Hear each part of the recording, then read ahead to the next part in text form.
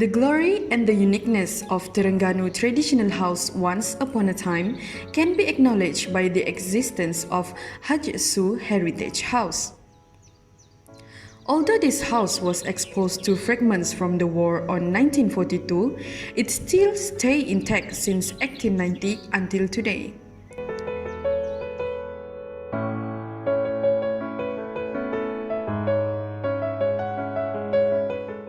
Haji Su, or the real name Su Muhammad Saleh bin Muhammad, was a rich merchant and well known for his generous nature.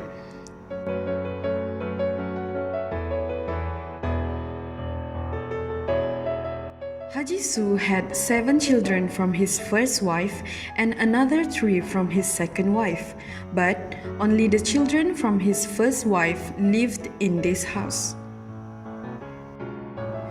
The construction of this house was said to have been finished in the 1890s and was occupied by the family members of Haji Su until his youngest child died in 2008.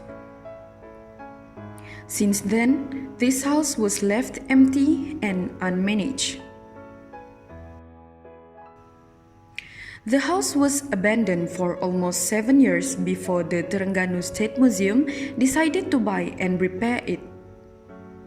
Terengganu State Museum allocates 3.2 million for the restoration of this house and repair any damage on it.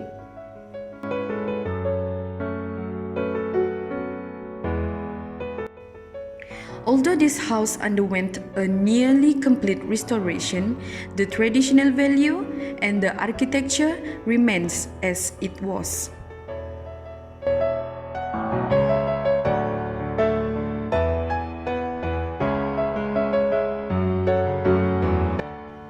This heritage house was built based on 2 different structures of houses, which is Rumah Limas Belanda and Rumah Bujang Berpeleh.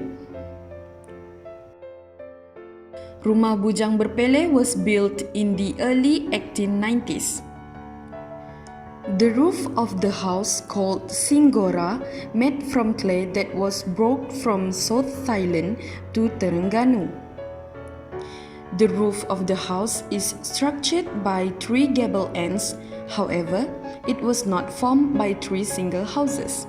Rumah Bujang Berpeleh comprises of 8 main areas such as Rumah Ibu, Anjung, Serambi, Sorong, Kele Anak, Ruang Legar, Pelantar, and Dapur areas. Rumah Ibu functioning as a place to carry out formal events such as wedding, family meeting, and funeral due to its having the largest space in the house. The Anjung is situated at the frontmost part and linked to the Serambi on the left and right side of the house. The Serambi was functioned as a place to accommodate guests who came for informal discussion. One interesting aspect about this house is the existence of Ruang Sorong that function as a place for formal discussion and meeting with unfamiliar guests. It is categorized as unique and interesting because back then, for ordinary people, especially in Kampung Losong, this kind of room is not available in their house. Pelantar is used to link between the Rumah Bujang Berpeleh and Rumah Limas Belanda. Sometimes it's also used for drying keropok and dried fish. Ruang Dapur is located at the backmost of the house. Besides function as a place to prepare food and drinks, Ruang Dapur also used to accommodate the menyalai activity, that is to warm women who had just given birth by lying on the sleeping pit with a warm stove under it. The existence of Islamic influence during this period can be seen by the structure of the Ruang Mandi. Haji Su separates the Ruang Mandi for women and men in the house. There is a well located in the house for the women and another one is outside of the house for the men. Rumah Limas Belanda was believed to have been built in the early 1940s. But the construction of this house was interrupted due to the attack from Japanese army in Malaya around 1942. Almost 90% of the original materials used in this house are made of cengal wood. The uniqueness of the house is that it was built without displaying the tiang seri, and the other existing pillars are concealed as if they are being hidden from the naked eyes. This is an aspect of the expertise of the Malay builders those days. The architectural elements found in the house, which were adopted from the Dutch architecture in Indonesia, is unique, especially the design of the perabung atap, which is well organized and neat. Since Haji frequently travel overseas, especially to Singapore, Indonesia and Thailand, it is not unusual to find certain parts of the house to have some criteria of architectural influences. The house comprises of 5 main sections such as the main hall, the bedroom, the changing room, the drawing room, and the anjung.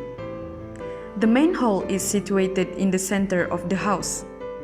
The 6.7 meter long and 12 meter wide hall is used for important events including weddings and bersanding ceremonies.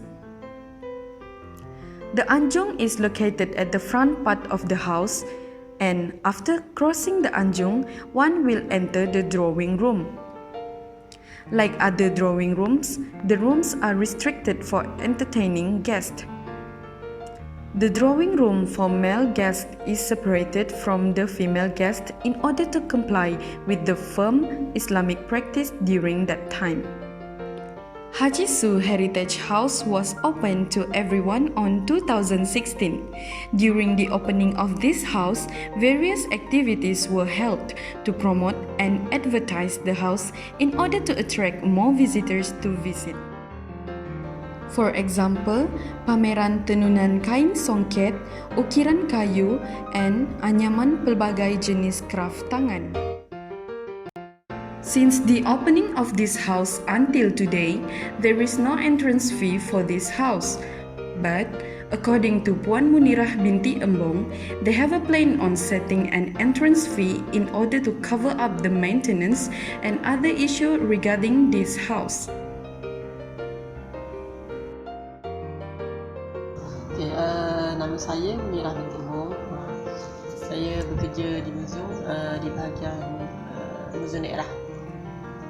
So di bawah museum daerah ni saya menyedia rumah warisan. Ada 5 monumen lah secara di bawah saya ni, di bahagian saya, iaitu rumah warisan Yesu, Kota Lembu Duyung, Memori Batu Bersurak, Bukit Puteri dan Istana Tunku Anjang di Besut. Okay, di bawah saya ni saya menyedia penyelenggaraan daripada segi kebersihan, kerosakan kita akan buat laporan lah. Saya menjawab jawatan sebagai penolong kurator ataupun ketua bahagian museum daerah. Okay, saya telah menyedia di bahagian museum daerah ni. Di bahagian museum daerah ni selama lebih kurang 6 masuk 7 tahun lah. Cumanya rumah warisan Yesus ni saya baru sedianya selama daripada 2016. Isu dia adalah kaki tangan lah masalah. Kaki tangan sebenarnya di sini sepatutnya ada pembantu operasi. So ada yang menjaga dan sentiasa ada lah, tapi masalah tu lah masalah. Kita dah buat laporan kepada pihak atasan tapi tidak diambil tindakan. Bukan tidak diambil tindakan, tapi keadaan macam manusia ni. Yang kedua adalah kebersihan. Kita kekurangan bajet untuk kita letakkan cleaner setiap hari di sini. Tukang kebun sepatutnya memang kena ada cleaner setiap hari sebab dia ruang yang besar. Ini memang tak ada sini. Dia 2 kali saja sebulan. Kalau itu pun 2 kali sebulan.